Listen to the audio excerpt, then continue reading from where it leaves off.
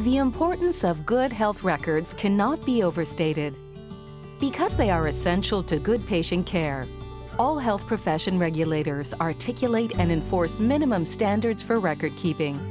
For dentists, maintaining accurate dental records is essential, as it is an important tool to ensure the safe and appropriate treatment of patients and provide for their continuity of care.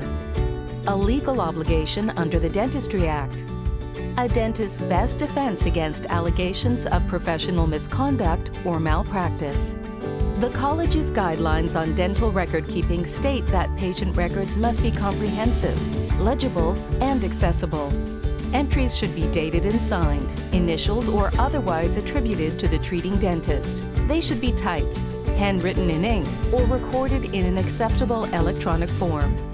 For all records, the following baseline information should always be included. Current general patient information, up-to-date medical and dental histories, a description of the patient's presenting conditions on initial examination, diagnosis and treatment options, significant findings of all diagnostic radiographs and study models, a treatment plan for the services to be performed, and an estimated timeline. Documented informed consent.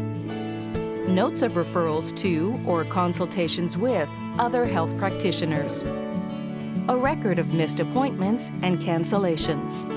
Progress notes describing the treatment performed should be completed for each visit and should contain the date of treatment, a concise and complete description of all services provided, the treating clinician's identity, the materials and methods used, and all recommendations, advice, and any discussions regarding possible complications or outcomes. Errors or incorrect information should never be erased or eliminated from a patient's chart, but should rather be struck out so that the original notation is still readable.